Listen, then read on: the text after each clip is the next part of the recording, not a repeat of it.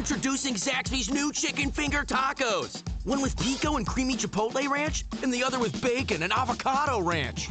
Chicken expert since 1990. Taco expert since now. Woo, saucy! Zaxby's. While you're listening, go to archpodnet.com/members and support our efforts. Let's get to the show. You're listening to the Archaeology Podcast Network. You're listening to the Archaeology Show. TAS goes behind the headlines to bring you the real stories about archaeology and the history around us. Welcome to the podcast.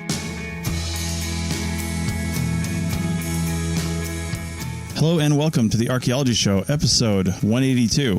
On today's show, we talk about a new national park in Canada, an ancient fortress in Iraq, and a new DNA analysis of human remains in China. Let's dig a little deeper and find a lost city. Welcome to the show, everybody. How's it going? Pretty good. So I hope you all enjoyed our last episode. Yeah. We just, it's a couple of busy traveling weeks here in Canada, and we just kind of ran out of time. We did, but we also had a little recording snafu. You were not supposed to mention that. I know, but I have to because you tried to cancel me. So basically, we had recorded the first two articles that we're going to talk about already fully through. And then Chris looks down at his computer and realizes that he hasn't been recording my microphone the entire time. So It would have been a one-sided conversation. So we had to axe that. And now we're doing it again. Later on, when you hear an ad for my podcasting services, ignore this conversation.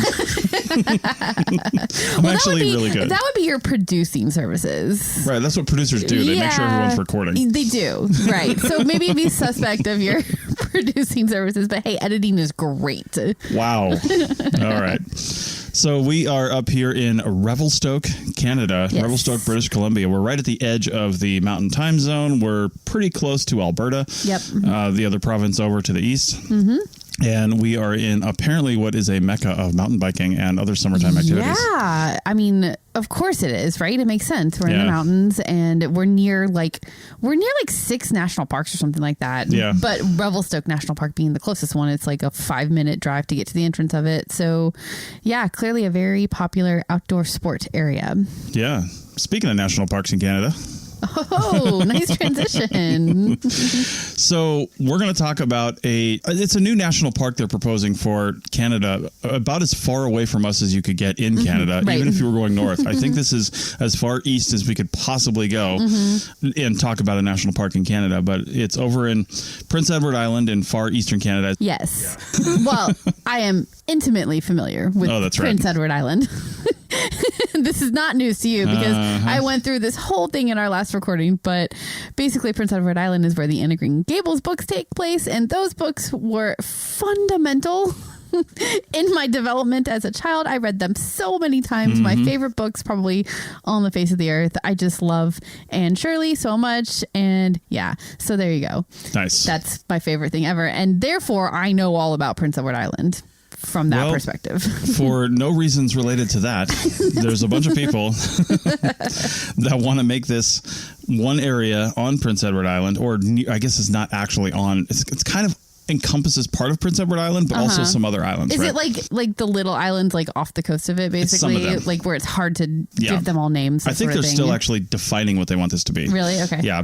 Well, first off, this is from a publication called National Parks Traveler, which I couldn't really get. I didn't really dive into it too much. Is that like National Parks of Canada or like all national parks? I didn't really know. Probably of Canada, I would guess. But either way, they were one of the first people led into this new area to talk about the fact that they're trying to make it a national park. But one of the reasons that this is a significant area, and we'll get into the people and stuff like that in a minute here, is it's home to a place called the Iron Rock Site. That's its words in English. And it's the only igneous outcrop on Prince Edward Island. Igneous being volcanic rock, right? So the reason why that's interesting is because if you've ever heard of Pangaea, the supercontinent, the last supercontinent, we'll talk about that in a second. And by last, you mean 250 million years ago. Yeah, so short. Like long ago. In the span of the Earth of 4 billion years, it really is kind of an insignificant amount of time, right? Well, maybe not insignificant, but yes. Geologically speaking. Okay, geologically speaking. You're not thinking fourth dimensionally. Right. That's our first pop culture reference. Our second one, actually. I guess you've got the book. Yeah. Anyway, so Pangaea was the supercontinent that all the continents made up, right? It was just like this one big landmass. And apparently geologically, Prince Edward Island was right smack in the middle. And it's kind of interesting to think about this. I can see the movie forming in my head, but essentially imagine it as you've got this supercontinent and it's all smashed together because there's a cycle of these things and it's splitting apart. Well, when a continent splits apart, it splits at a rift or a fault. It like tears almost, right? Yeah, it's literally tearing. Yeah. That's why the continents look like they all fit together like puzzle pieces, but it's literally tearing. And when that happens, you release, if it goes down far enough, you release volcanic lava flows. Yeah. And that's what the igneous rock here is. They feel like geologically, Prince Edward Island was right in the center, and the center would have been probably a really big area. So this wasn't like smack dab right in the center, but it was in the center area where the tearing started to happen, and this igneous rock is exposed. That's just so shocking to me that someplace in far northeastern Canada would have been the center of the last supercontinent. Yeah. It just shows you how much the continents move and all of that. I don't know a lot about geology, but it's just really crazy to think of that being the center point. Cool thing as an aside, because we always like to talk about dating, is how do they know this, right? Yeah. I mean, one of the ways they know it, it's not that hard. If you were to actually make all the continents of the Earth a puzzle piece and put them back together, you can see there's a fit. Yeah, you can see how they fit. Yeah, and sure. You can see why there's islands at the edges of most continents, because as you tear something, like if you were to tear a wet Kleenex, it doesn't tear in an even line. It tears in bits and pieces, jagged. And those little pieces end up as islands. Right. Yeah. So that's what we're talking about here. And so you've got that. You've got the fact that you can put it all back together, so you know it was roughly in the center of this tear-up, of this breakup. But also, you can date igneous rock. Yeah, so there's lots of different ways. It's usually radioactive dating of the stuff, because once it kind of sets itself and hardens, there's a certain amount of radioactive material in there. And that radioactive material, often uranium, has a decay rate. Right. And they can just measure how much is in there now versus how much they know it would have started with if you walk it back. Right. So that ratio gives you a good date. And for clarification, that has nothing to do with carbon dating, which is what is often used in archaeology. These geological dating techniques that we don't really know a whole lot about are totally different. But like you said, you and I personally don't know a whole lot about. Right. Yeah, they're definitely radioactive, because carbon dating is radioactive decay as well. But it's also very different in the way that it gets set. Right. And the amount of carbon in a substance is different depending on, when that carbon was set, basically. So that's why when we talk about carbon dating, if you ever look at a paper, you'll see, depending on how far along the research is, either calibrated or uncalibrated carbon dates, because carbon dates, if you just measure the ratio, it's uncalibrated to anything, which means it's a ratio of carbon that's been determined. And you can just walk that back based on the decay rate and say, okay, so that would have been here. But you don't necessarily know what the start point is. Right. You can say how old something is, kind of, but you don't really know like where to place that in time. So you have to calibrate where you found that with like tree ring dating or something else that has a similar curve, and then you calibrate the carbon dates. But anyway, so the rock here is called dolerite. It's a gray, black, rough rock, and it almost looks a little bubbly. That's kind of like lava. Well, yeah, it's kind of typical of stuff that bubbles up out of the earth versus explodes out of a volcano. Right. That's a very different kind of rock. The people that lived here are called the Lennox Island First Nation people, and their ancestry goes back over 4,000 years, more than 4,000 years. And the name of their people in the language I can't pronounce is Mi'kmaq. And it's M-I''Kmak. I can't get that pause in there. K-M-A-Q. Oh, sorry, K-M-A-Q, yeah. Mi'kmaq. There's going to be like a pause, like Mi'kmaq. Yeah. I can't do it. And I'm probably pronouncing it wrong anyway. Right. Anyway, the chain of islands that we're talking about here is called, in English, Hog Island and the Sand Hills. That's what the area is. And the interesting thing is the park is going to be one of those parks that people say, hey, let's go over to whatever, and everybody's going to say it differently. It looks like Pitumkek, but it's pronounced Biduumgek. Biduumgek. Yeah. So Pituamkek is pronounced Biduumgek. One thing that Canada does really well is make sure to respect the First Nations names for things, I think. So even though it is difficult for people that don't have that language background to pronounce, I think it's really cool that they're using that name for the park. Yeah. So that's awesome. That is really cool. Yeah. Yeah, that means in English, that Bida Umgek means at the long sand dune. So, and if you look at the picture, it looks like a long sand dune. It's a huge sand dune. Totally makes sense. Yeah. Yeah. It stretches actually for about 30 miles, this whole area, and forms the protective barrier to the bays to the north. The ancestors of these people, they just, and still to today, this is one of the reasons is they want to make it a preserved national park, but it was a good protection against the northern Atlantic Ocean and just the volatile nature of that. You know, if you've ever seen pictures of like Maine and Nova Scotia, Newfoundland up there, I mean, it is just like a violent sea a lot of the time. Yeah, so totally. Having these barrier islands is really you need them beneficial thing. Yeah. So because even though the sea is violent, underneath is not, and you've got all this wildlife, all this sea creatures and things like that. And we'll talk about that in a little bit. Yeah. So why are we having a park here? Why are they putting a park here? So the area is home to archaeological sites. It is also home to sacred sites and ongoing Mi'kmaq land use traditions. So the people are still using the land in a way that is important to the culture. Yeah. So all of that makes it important and a place that should be preserved. Yeah. I mean, as you said, they're ongoing traditions. Yeah. This place is literally still in use, and they're calling it in the article a living link between their present and their past, which is really, really cool. That's really cool. Yeah. Yeah. The one thing that makes this whole endeavor interesting is the Bida Umgek park that they want to make a park, but the Bida Umgek area is interesting because the First Nations community actually approached the federal government of Canada to make this a national park or to preserve it in some way. Yeah. I don't know if they had national park on their mind right off the bat, but they want to preserve it in some way. And I think it's leading towards national park because of a commitment from Justin Trudeau, the prime minister. I don't know when he said this, not long ago, but said they want to make 10 new national parks by 2025. So it sounds like the people moving this along want to slot it into one of those 10 and make it a national park. Yeah, totally. Yeah. So my question is it more about preservation for them and just keeping it from being destroyed by either use by people or natural things that can happen or whatever? Or is it like inviting people to come and visit and learn about the culture and do that kind of thing? I wonder what the purpose is.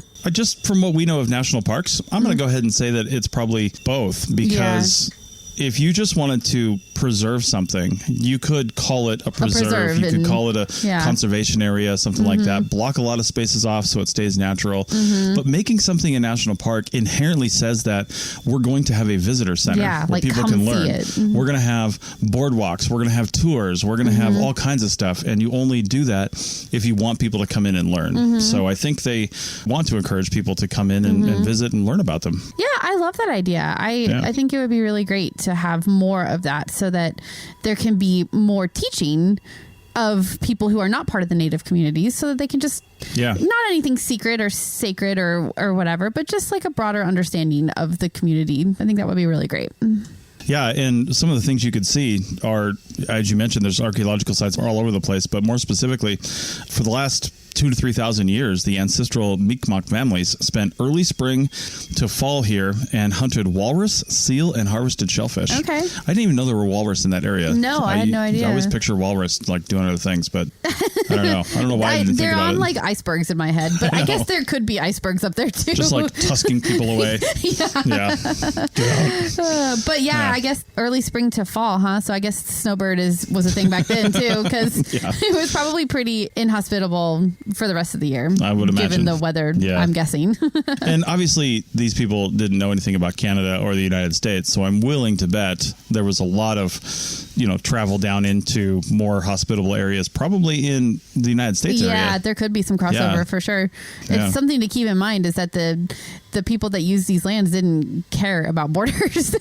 No. They went to where the resources were and where the weather was good. I mean, we call Native Americans, and Canada calls them First Nations, but these border populations, they had to be fluid. Oh, yeah, totally fluid. There's no way that they didn't travel, that there's a nation down here and a nation up there that aren't the same thing. Yeah, totally. Right? And I'm not sure how that actually works. But anyway, wrapping this up a little bit, there's a massive shell bidden at the Iron Rock site, which dates to the Woodland period a couple thousand years ago. And And there are habitation sites and hearths behind the shell refuse areas. So they were just hanging out there, eating shellfish, processing it, probably doing stuff with the shells as well, the ones they didn't discard, because sometimes you get a nice one.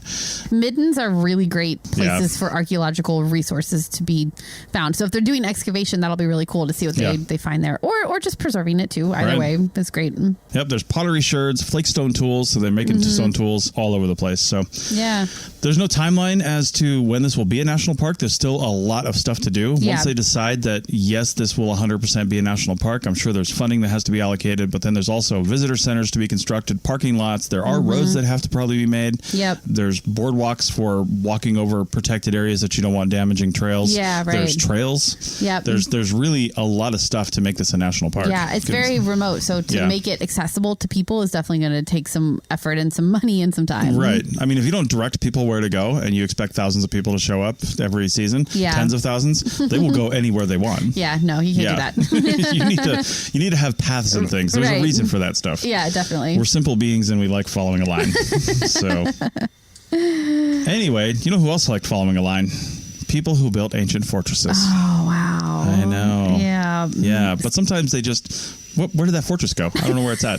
Let's talk about Lost City on the other side of the break. Back in a minute. Hey everyone, Chris Webster from the APN here. We have used a number of solutions for recording our podcast with interesting people from around the world.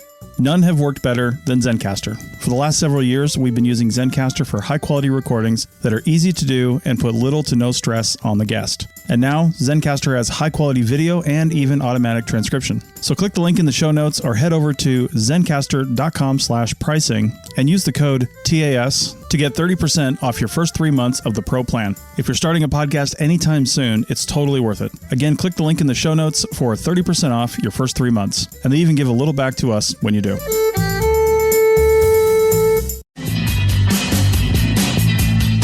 Keep this conversation going by joining our members-only Slack team. There's always vibrant conversations going on over there between members and hosts about the topics we're podcasting about and more. Also get access to our back catalog of bonus material and ad-free shows. You get all this for $7.99 a month or less than $80 US per year if you get the annual subscription. Support archaeological education and outreach by supporting the APN. Go to archpodnet.com/members for details. That's archpodnet.com/members. Chicken tacos should only be trusted to chicken professionals. That's where we come in. Introducing Zaxby's new chicken finger tacos. One comes with pico de gallo and creamy chipotle ranch. And the other comes with bacon, lettuce, tomato, and avocado ranch. Chicken experts since 1990. Chicken taco experts since now. Order yours today in the Zax Rewards app. Woo, saucy! Zaxby's. People are driven by the search for better.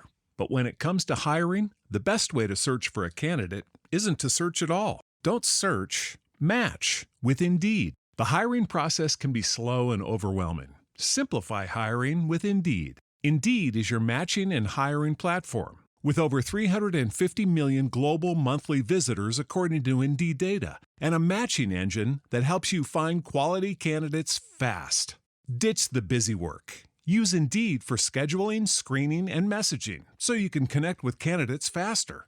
Join more than 3.5 million businesses worldwide that use Indeed to hire great talent fast.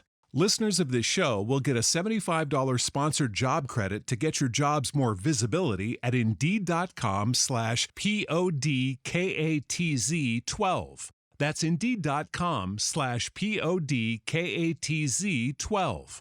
Terms and conditions apply. Welcome back to episode 182 of the Archaeology Show. And as I mentioned, we're going to talk about a lost city, and not a fake movie Lost City with The Rock this time, but like a lost city for real. Wait, The Rock? What? The Rock wasn't in that movie. In my head he is. Who was that? Oh my God. It was the handsome man. The handsome man. What's the handsome man's name? Jason Statham? No. Leonardo DiCaprio? Your references are all 20 years Matt old. Damon? Oh my God, you're so old. All right, Sandra Bullock. We're going to just, She was the lead. It's Channing Tatum. Oh yeah, Channing Tatum. That handsome man. Anyway, look back at our catalog for The Lost City. Yeah, we reviewed that movie. Yeah. So, but down to a real lost city. Where are we at? Yeah, so the title of the article is An Ancient Fortress Found by Archaeologists May Be a Lost Royal City. And the subtitle is A 2,000-year-old fortress built on a mountainside in what's now Iraqi Kurdistan could be part of a lost royal city called Natonia. And I'm not going to lie, I totally snagged this article because I saw Lost City and like, I can't resist an article about a lost city. Even if I'm not doing research for this show, if I see an article about a lost city, I immediately have to click on it. And it's like, two reasons. One, like the idea of a lost city is so just romantic and delightful to think about. So it's fun to read about that and think, oh, maybe it really was a lost city that was just covered by the jungle and they just found it. But also like the other side of that coin is that skeptical part of me that's like, Lost City, are you guys for real? I'm sure the local people who live there have known about this ancient city the entire time that they've been there, and it's not lost at all. It's only lost to the researchers and the probably white European people or European descent people who have not been there before. So like, you just have to like take Lost with a grain of salt, because who is it actually lost to? Okay. Soapbox, I'm off. I'd imagine that it doesn't take too many generations of ignoring something to forget where it's at, though. And it could. Yeah. Because the desert will consume it. The desert will, so will the jungle. Like, it totally could be a lost city. Yeah. But chances are somebody in the area knows something about it. So this particular lost city is located in the Zagros Mountain. It's an archaeological site that is well known. There's been a lot of research going on there for a long time. So that part of it is not new.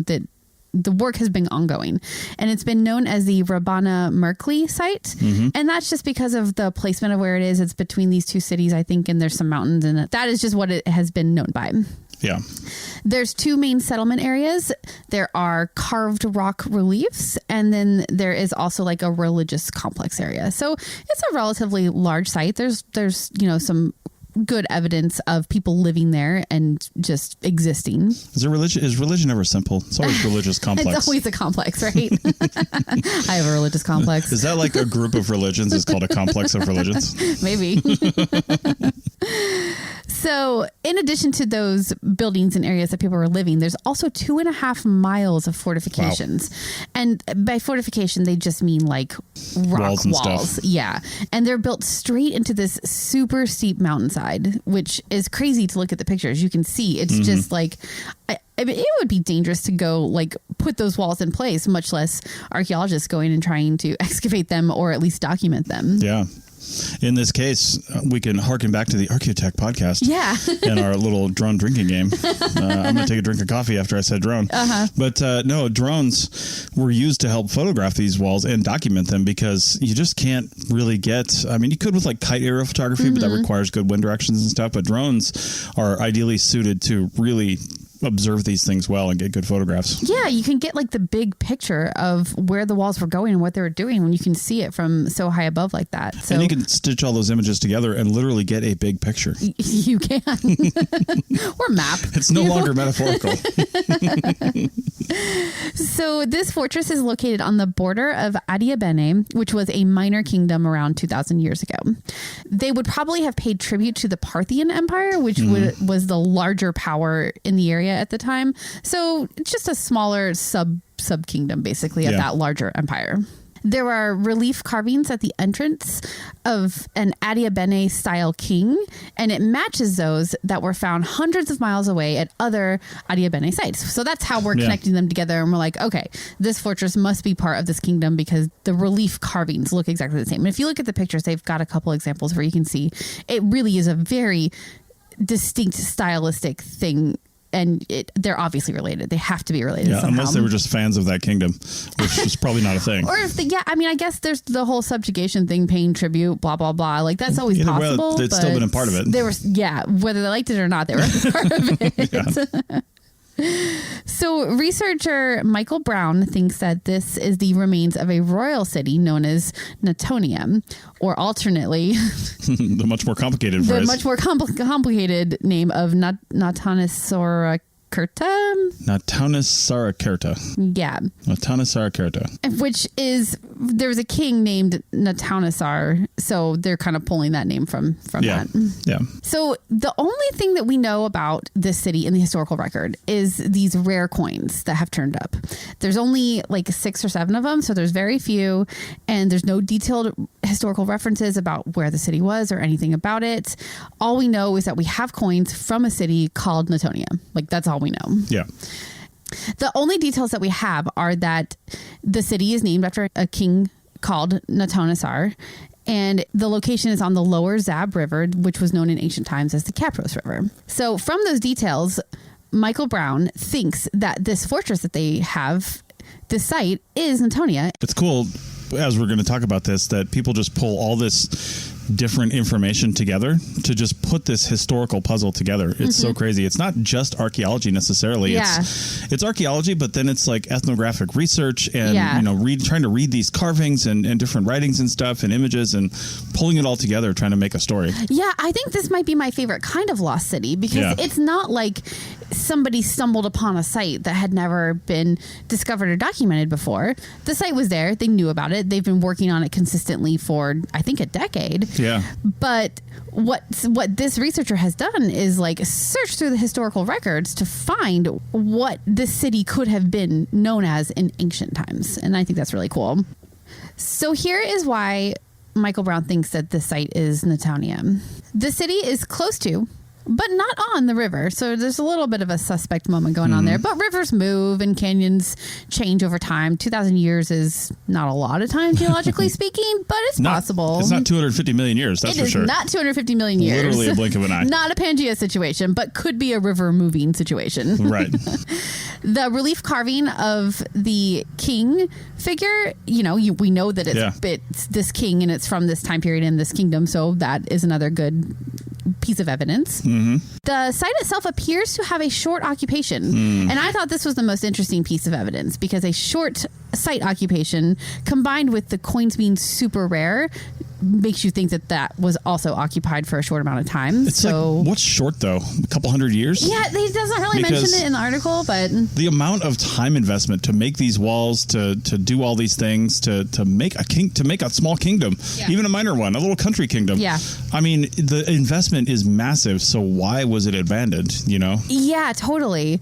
And that's actually a point that they bring up in favor of it, though, is that the fortress is large and the effort to plan, build, and maintain something like that shows that it must have been part of the local government, which is yet another tick in the favor of it being this lost city of Adabene. Yeah. Lost fortress of Adabene because of that effort. So who knows?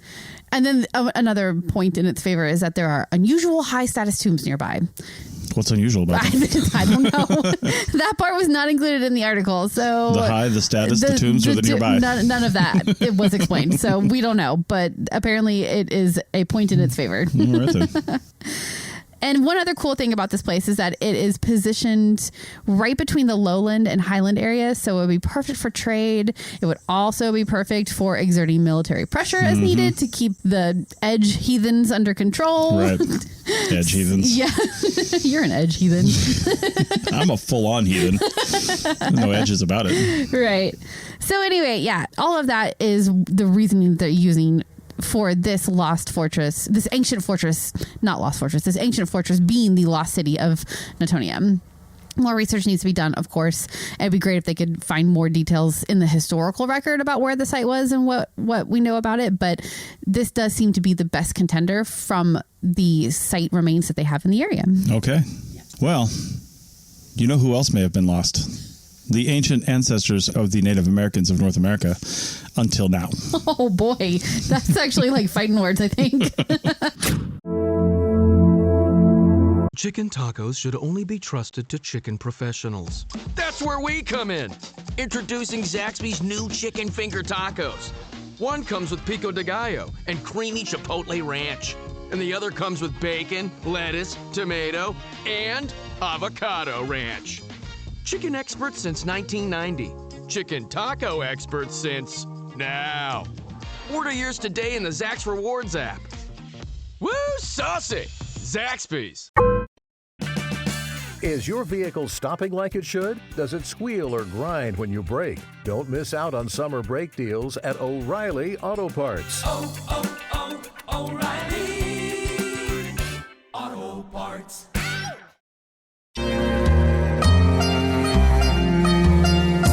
Did you know we have lots of great shows on the Archaeology Podcast Network? Head over to archpodnet.com and you can see all the shows that are currently producing podcasts. Scroll down a bit more and you'll see some great shows from the past that still have great content. Search for your favorite shows on your podcasting app or listen right on the page at archpodnet.com. Welcome back to the third and final segment of episode 182 of the Archaeology Show, and we're talking ancient DNA. This article is called DNA from Chinese Cave Linked to Ancestry of Native Americans. Mm-hmm. And so the cave that they're talking about here is the Red Deer Cave in southern China.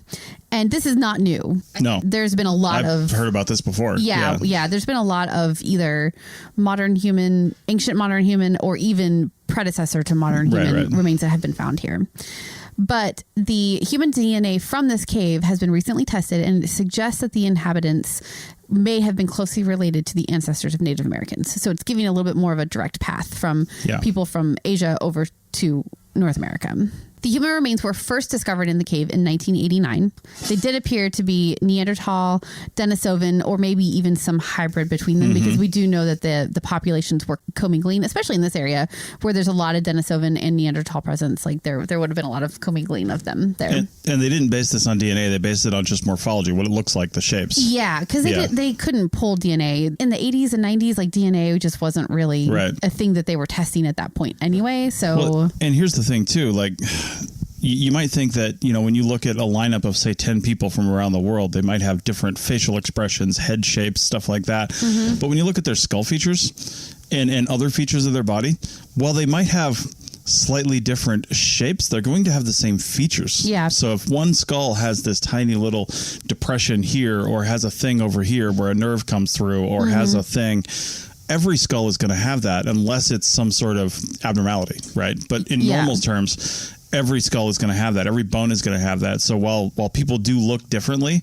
the features are all the same. Yeah. It's like a truck is a truck is a truck, but they all have doors and wheels, but they look different. Yeah, it's actually like an early version of racism in anthropology to use skull morphology to tell the difference between races. And I learned a lot about this in college, and it was really interesting to me the way researchers 100 years ago were using those shapes to basically just reinforce racist ideas. Yeah. But what we know now is that skulls of modern humans all basically look the same. Yeah. Yes, certain characteristics might be more common in one population versus another, but it is certainly not enough to attribute racial characteristics to the skulls. So, however, Neanderthals and Denisovans look very different from modern humans. So those we can tell from us by the morphology in the teeth. And that's what they would do in the 90s and the 2000s. And this is also why they can branch off a line of the family tree with a finger bone, right? Yeah. Like that finger bone can have enough different features on it that we know that it articulates differently with the other bones than a normal, I wouldn't say normal, but a Homo sapiens bone,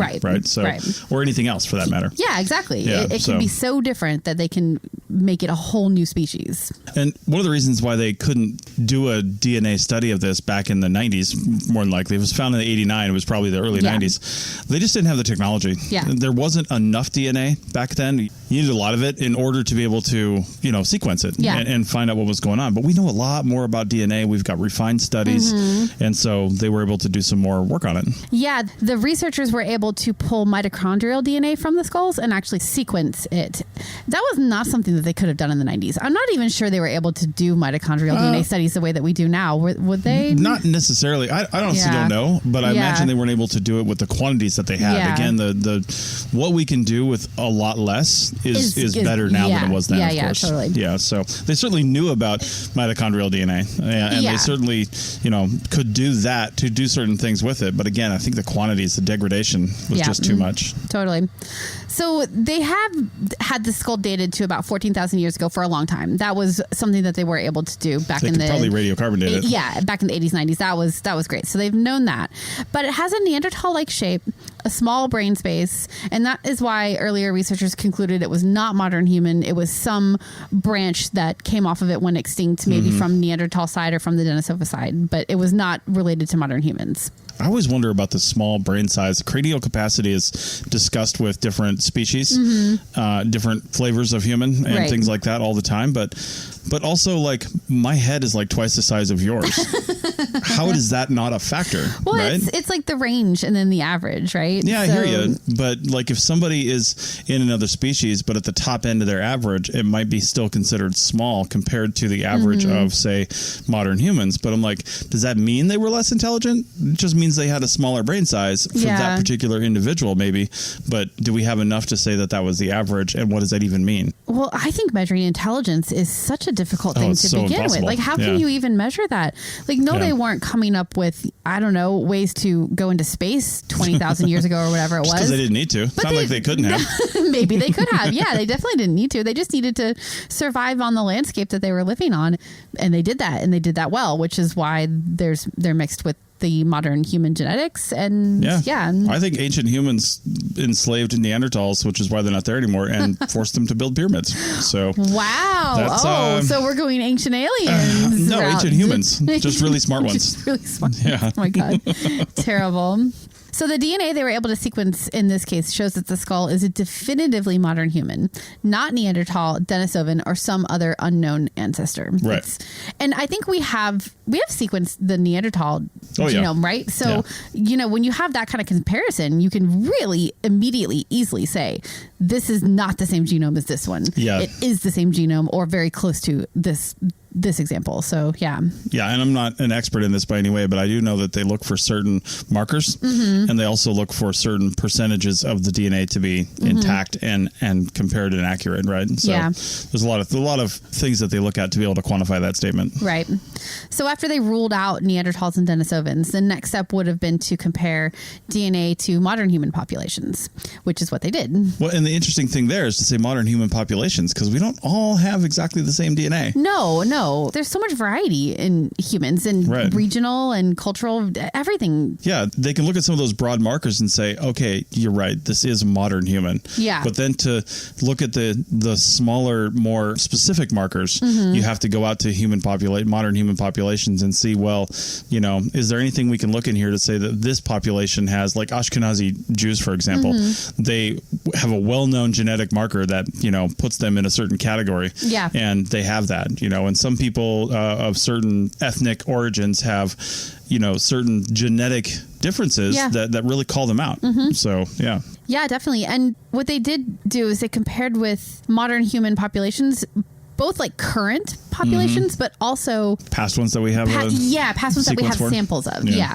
So the strongest connection that they found was with Native American people and also modern East Asians. Yeah. So the closest affinity was with a 13,900-year-old specimen from Siberia. Of course, as you might expect, because they're on the same side of the world, and that makes sense.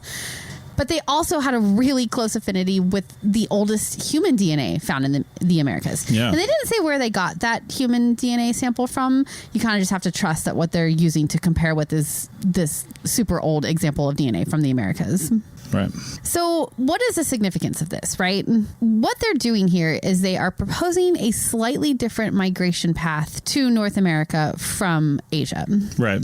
And instead of the first people crossing the Pacific being longtime residents of Siberia, which is what has been the belief held in the past, they are suggesting a population had lived in southern China for a period before some of them journeyed north, probably along a coastal route by way of Japan, and then crossing over into North America. Right.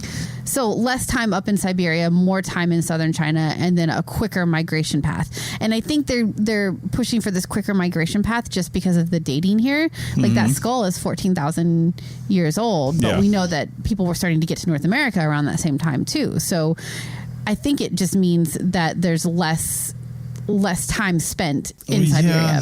And I don't agree with that at all. No. I do agree that people from East Asia could have come up and contributed genetic information to either people of Siberia or all the way over into, the people that became Native Americans, right? I do believe that is possible. But I think that considering we're always like who was first, and we're looking at populations now and even populations that we have genetic information for in the past, and looking at who where they specifically came from. It's really difficult because why would there have only been one migration? Why wouldn't there have been a constant series of migrations? I mean, obviously that would have been way more difficult when all the ice melted, right? So the whole ice land bridge is real, right? And not only the ice that they could have walked across, but also the actual land, because the sea levels were lower. The land between basically Alaska and Siberia. I mean, the Bering land bridge is just that, it's land, because the ocean levels were lower. So when the ice started to melt and the sea started to rise, that of course would have been much more difficult. But people also had, better than we give them credit for, seafaring technology. Now the water up there is not hospitable. Like it would have been tough. It would have been cold. It would have been choppy, ridiculous. Yeah. It would have been. You'd have needed a good reason to go there. And then once all that is, all the water's back up to, quote, normal levels. I mean, there's just a lot of island hopping going on up there. And it just would have taken a long time of just natural cultural migration, unless you were purposely trying to explore and extend out, which I don't know how much of that was going on. But anyway, I think this is totally true, but I think it adds to the picture. It's not the only way that it adds to the picture of migration, but it doesn't change the story and change the starting point. I think it's just one more starting point among many. Yeah, I think you're probably right. And I'm thinking about it too. And I'm like, okay, so this sample was found in the Red Deer Cave in southern China, and it dates to 14,000 years ago. And then you also have close ancestors in Siberia, and you also have them in North America. But there's no reason to think that all three of those don't have some common ancestor that could be somewhere else. And they all migrated into the different places at the same time. I guess what I'm trying to say is there's no reason to say that the Red Deer Cave is the starting point for all of this migration. Yeah, for sure. It's how do you know? You never know exactly where a migration period starts, especially when you're talking about something like this. So, I mean, how far back do you go? Because they migrated to Red Deer Cave from somewhere, from India. Yeah. And then from India, they migrated to there from the Middle East, and they migrated to there from Africa. Right. Yeah. So like, how far back do you tell the story? Yeah. But it's really cool that there is genetic comparisons between basically China and Native Americans. That just 100% makes sense. Yeah. If people were coming over that direction, there would have been relations to, ancient Siberians, to Chinese, to, what became the Soviet Union and Russia and all that whole area. There would have been genetic similarities there, so because it takes a long time to make DNA different, different enough, right? So I would imagine there's genetic similarities going back, tens of thousands of years in that area. So yeah, totally. Yeah. Well, the other things that they're saying here in this article are the findings also add to growing evidence for considerable genetic diversity of hominins in southern East Asia during the last ice age, which totally makes sense. We know that there was a large diversity there of different hominid species. And also one interesting thing that they're saying, and sometimes I wonder if it's researchers in their own area just wanting to be like, yeah, my space is great. But they say that Yunnan, which is where the Red Deer Cave is still the most ethnically and linguistically diverse region in China today. And it's also a center of plant and animal biodiversity. Yeah. So there's just a lot of diversity amongst all of the animal and plant species in the area, including humans. So and that contributes, It was a place where a lot of people ended up and they got together. Yeah. Just a lot of mixing and a lot of new things came out of it, and they branched off and went different paths. And it just makes sense that, especially given what we know about how North America was probably populated, it makes sense that we would see genetics from this area in humans in North America as well. Sounds good. Yeah. All right. Well, we are on track to keep this rolling because we're ahead of game. We're ahead of the game a little bit because of our episode that we ran last week. Because of our little flub that happened. Yeah. So hopefully that doesn't happen again, even though we do have some challenging times coming up. We're going to be kind of boondocking off grid in Montana and Wyoming for about a month before we get to Reno again. But I know we've talked about this before, but Starlink is kind of changing the game for us. Like, we're in an area with very little cell service right now, and like like we're truly camping here in the trees, and the people around us are truly camping, campfires and marshmallows every night. And like we're sitting here with our Starlink, like getting work done during the day. So it really is a game changer as far as being off grid, but also connected. Yeah. And we do have plans. There was a reason we chose to run that live episode, because previously it's only been available to members as the video. Yeah. So if you heard us talking about video and you're like, what is going on here? Yep. If you're a member, you can go to the live events page, basically, which is for members only, and see any past live event that we've done. And we do want to bring this back. Again, it just becomes a having time to get it together scenario. So I've got so much more to say about Indiana Jones, though. Oh my God. Yeah. Anyway, hopefully we'll bring that back sooner rather than later, and keep an eye out for that. And again, if you missed the live events, you can always pick them up as a member on your pages. Yep. So with that, we'll see you guys next week. Bye.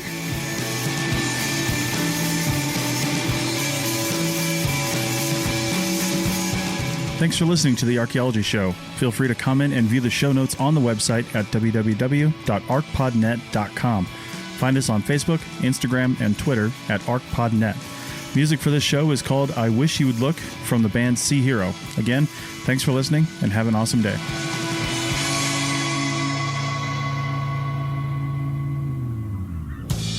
This episode was produced by Chris Webster from his RV traveling the United States, Tristan Boyle in Scotland, DigTech LLC, Cultural Media, and the Archaeology Podcast Network, and was edited by Chris Webster, Rachel Roden, Laura Johnson, Max Lander, and... This has been a presentation of the Archaeology Podcast Network. Visit us on the web for show notes and other podcasts at www.archpodnet.com. Contact us at chris@archaeologypodcastnetwork.com. Let's dig a little deeper into the skulls of ancient Chinese. No, that's not good. That's not good.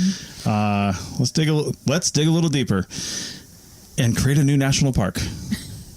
Let's dig a little deeper and find a lost city. Oh, I like that one. Yeah. Let's dig a little deeper and hopefully not find too many lost cities. Let me try one. Let's dig a little deeper and check some mitochondrial DNA stuff. Man, I'm bad at this. That's not good. That's it. This is Chris Webster, founder of the APN and one of the chief editors. Thanks for listening all the way to the end. If you want to keep the conversation going and support us along the way, go to archpodnet.com/members. That's archpodnet.com/members. And thanks for listening. Introducing Zaxby's new chicken finger tacos. One with pico and creamy chipotle ranch, and the other with bacon and avocado ranch. Chicken expert since 1990. Taco expert since now. Woo, saucy! Zaxby's.